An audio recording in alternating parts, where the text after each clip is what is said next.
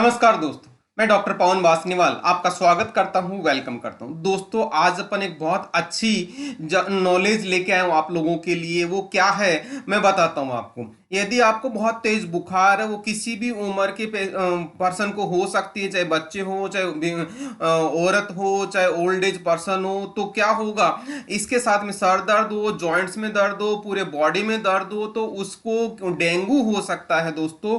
और इस बीमारी को, इसको क्या बोलते हैं, हड्डी तोड़ बुखार बोलते हैं, क्योंकि ये पूरी बॉडी में भयंकर दर्द कर देता है।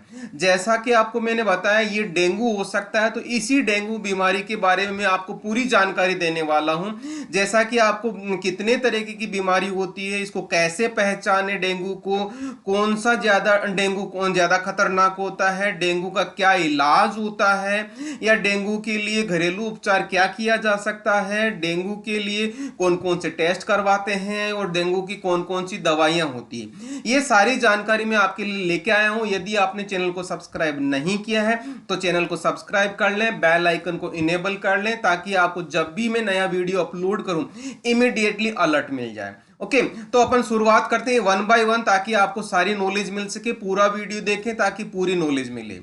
दोस्तों, इसमें डेंगू कैसे फैलता है, सबसे पहले मैं बात करता हूं। ये एडीज नामक मच्छर से फैलता है, जो क्या करता है, जिस पर्सन को डेंगू होता है उसको काटता है, वो उस में से क्या करता है, ब्लड लेता है, लेकिन उसके साथ में डेंगू के वायरस साथ में आ जाते हैं, फिर दूसरे स्वस्थ पर्सन को काट देता है, जिसकी वजह से उसकी बॉडी में क्या हो जाता है, ये वायरस अंदर चला जाता है। अंदर जैसे ही अंदर गया, 3 से 5 दिन में बुखार आने लग जाता है। तो ये शुरुआती लक्षण होता है। तो ये डेंगू इस तरह से फैलता है। तो आपसे मेरी रिक्वेस्ट है, जितना हो सकता है मच्छरों से बचें, ताकि आपको डेंगू ना हो। दोस्तों, ये डेंगू कितने प्रकार का है? 3 प्रकार का होता है, जिसको अपन क्लासिकल डेंगू बोलते हैं, दूसरा हेमोरेजिक डेंगू फीवर होता है, और तीसरा शॉक सिंड्रोम डेंगू होता है। ये 3 तरह की डेंगू होता है। ये इनका क्या क्या लक्षण होते हैं, हम कैसे पहचानेंगे, ये सारी चीज मैं आपको बताता हूं। तो सबसे पहले मैं बात करता हूं क्लासिकल डेंगू की, जिसमें सब शुरुआत होती है भूख ना लगना, तेज बुखार आती है, जिसमें ठंड लग के बुखार जनरली आती है, पूरी बॉडी में, शरीर में दर्द होता है, आंखों में जलन और आंखों में दर्द होता है, हाथ लगाओगे तो भी दर्द होता है, पूरी बॉडी में कमजोरी आ जाती है, साथ में जी मचलाता है, बार बार उल्टी जैसा होता है, शरीर पे लाल चकत्ते हो जाते हैं, और मुंह का स्वाद खराब हो जाता है। इसका मतलब आपको डेंगू हो सकता है। ये सारे के सारे लक्षण डेंगू के हैं। ओके, जिसका पहला एग्जाम है कौन सा, क्लासिकल डेंगू। ओके, अब अपन बात करते हैं हीमोरेजिक डेंगू फीवर। इसमें क्या कौन से लक्षण है, सारे के सारे लक्षण क्लासिकल डेंगू वाले होंगे। उसके साथ में यदि नाक में से खून आ रहा है, मसूड़ों में खून आने लग गया हो, यदि उल्टी हो रही है तो उसमें भी खून आने लग गया हो, फ्रेश होते जाए मल में यदि खून आने लग गया हो, स्किन पे रेड की धब्बे की जगह ब्लैक काले धब्बे आने लग गए हो, तो ये सारे के सारे कौन से लक्षण है, हेमोरेजिक डेंगू फीवर है ये। और इसके लिए कौन सा टेस्ट होता है, टॉर्निक्यूट टेस्ट पॉजिटिव आ गया हो तो आपको ये बीमारी हो गई है, तो आपको उचित उपचार लेना चाहिए। दोस्तों, यहाँ पे मैं बात करूं, हेमोरेजिक का मतलब सिंपल सा है, ब्लड का बाहर आना। तो ये सारी इसी डेंगू का लक्षण है। अब अपन बात करते हैं दोस्तों शॉक सिंड्रोम डेंगू। सारे के सारे लक्षण पहले वाले हेमोरेजिक डेंगू फीवर के होंगे। इसके साथ में पेशेंट को बहुत ज्यादा बेचैनी होती है, तेज बुखार आता है, लेकिन शरीर ठंडा पड़ जाता है, ब्लड प्रेशर कम हो जाता है, बेहोशी आने लग जाती है, और ये सबसे खतरनाक वाला डेंगू होता है। तो इस तरह से तीनों डेंगू के प्रकार मैंने आपको बता दिए हैं। अब अपन बात करते हैं दोस्तों ट्रीटमेंट किस तरह से किया जाता है जनरली, जो अपन बात करते हैं। सबसे पहले मैं क्लासिकल डेंगू की बात करता हूं।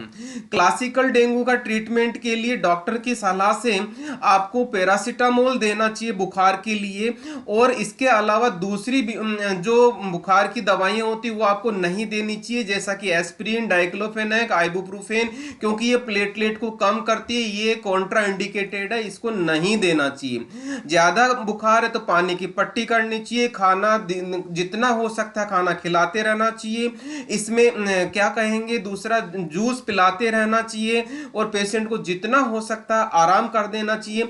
और इसके अलावा यदि कोई भी दूसरा लक्षण आ जाता है तो इमीडिएटली पेशेंट को आपको क्या करना है, हॉस्पिटल लेके जाना है दोस्तों।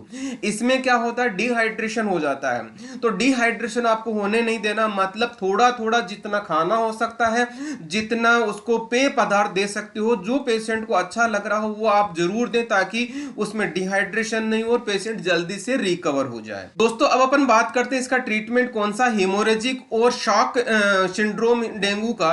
तो इसमें क्या करते हैं, जैसा लक्षण आने पे आपको तुरंत अस्पताल ले जाना चाहिए, जिससे आवश्यक उपचार मिल सके पेशेंट को। जैसा कि डायग्नोस्टिक टेस्ट करके एक पता लगाना कि कौन सी बीमारी है, और उचित यदि है तो उचित दवा और उचित ड्रिप लगाई सके, जरूरत पड़ने पे उसको प्लेटलेट दी जा सके। और मैं आपको एक चीज बता दूं, आपको डरने की जरूरत नहीं। इन दोनों बीमारियों में, दोनों प्रकार की डेंगू में यदि उचित समय पे आप डॉक्टर के पास पहुंच गए, हॉस्पिटल पहुंच गए, तो इनका इलाज पूर्णतया संभव है। इसमें आपको डरने की जरूरत नहीं है।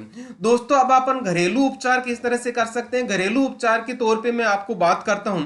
तो यहाँ पे देखिएगा, जितना हो सकता जूस पिलाना चाहिए। जैसा पपीते का जूस बहुत फायदेमंद होता है।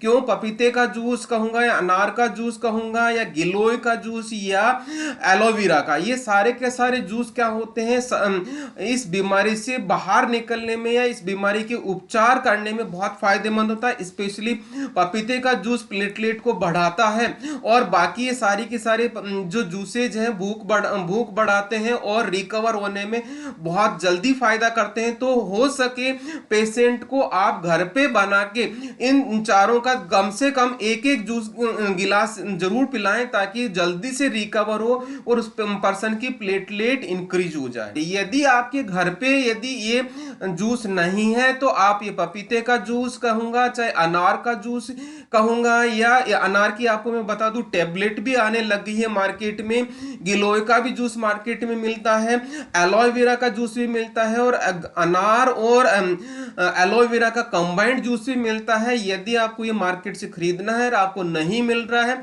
मैंने डिस्क्रिप्शन बॉक्स में इसमें लिंक दे रखा है, उसको क्लिक करें और आप अमेजोन से खरीद सकते हैं। आपको पूरा का पूरा मैंने लिंक दिया हुआ है, ताकि आपको कोई परेशानी ना हो।